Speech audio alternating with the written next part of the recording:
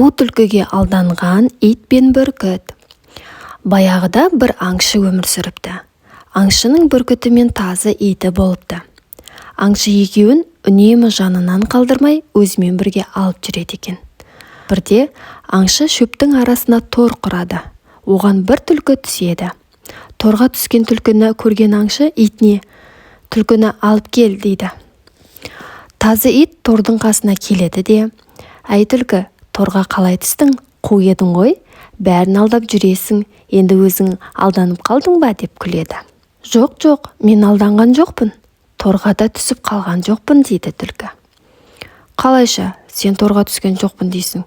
Міне, тордың ішінде отырсың ғой» деп таңданады тазы ит. Түлкі болса қулана жауап береді. «Сен қателесіп тұрсың, мұнда демалу үшін өзім кірдім. Әйтпесе, ана қасқырды білесің ғой, ол сүйек қайда деп сұрай береді. Әбден мазамды алды. Сүйек деген сөзі естіген ит «Қандай сүйек?» деп сұрайды. Сонда түлкі сен білмейсің бе?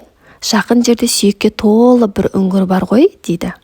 Қуаныштан не үшін келгенін ұмытып кеткен ит «Қайда ол жер?» деп сұрайды түлкіден. «Мені босатсаң көрсетемін» дейді түлкі. Тазы темір торды ашып, түлкіні шығарып жібермекші болады.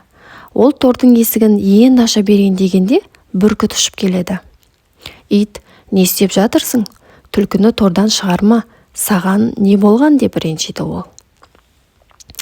Итті оп-оңай алдаған түлкі «Мына бүркіт қайдан ұшып келді? Әйтпесе ит мені босатар еді. Енді бүркітті де алдау керек» деп ойлайды. Содан соң ол өтірік қуанған болып бүркітке былай дейді. «О, бүркіт, достым, сені көрмегелі көп болды ғой, өзің өзгеріп кетіпсің». Бүркіт түкке түсінбейді. «Көрмегелі көп болды ма? Біз таныс емеспіз ғой».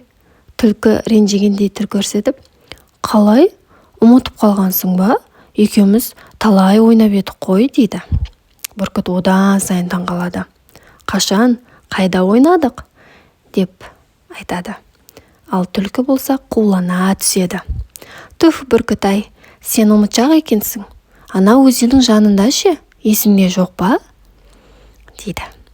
Бүркіт әлі де ештеңені түсіне алмай отыр. «Қайдағы өзен?» деп сұрайды ол. Түлкі бүркітке өзені бар жерді көрсеткендей болады, бірақ қай жақты көрсетіп тұрғаны белгісіз еді. Бүркіт жан-жағына қарап «Қайда?» дейді, таңданысын жасырмай. «Жоқ, алдымен мені тордан шығар, сонда көрсетемін» дейді түлкі. Бүркіт ойланып тұр. Тазы ит аң-таң. Ал түлкі болса «Ұмытшақ бүркіт» деп бүркітті мазақтайды. Бүркіт ыза болады. Өзі иттен де ұялып тұр. Енді ол ашуланып торды ашады да «Ал көрсет, қай жерде ойнадық екеуміз?» дейді ашулана сөйлеп. Түлкіге керегі де сол еді. Ол тордан ытқып шығады. «О, енді есіме түсті. Кешірші мені. Біз таныс емеспіз. Өзеннің жанында да ойнаған жоқпыз. Тордан шығу үшін алдадым. Ха-ха-ха» деп түлкі күледі. Осылай қулығын асырған түлкі қашып кетеді. Тазы ит пен бүркіт «Қап, сеніме білем» деп қуа жөнеледі. Бірақ қу түлкіні ұстай алмайды. Осы кезде аңшы да келеді. Жаңа ғана торда жатқан түлкі жоқ. Аңшы ит пен бүркіттен «Түлкі қайда?» деп сұрайды. Бүркіт пен тазы ит аңшыға болған жағдайды түлкіге қалай алданғандарын баяндап береді.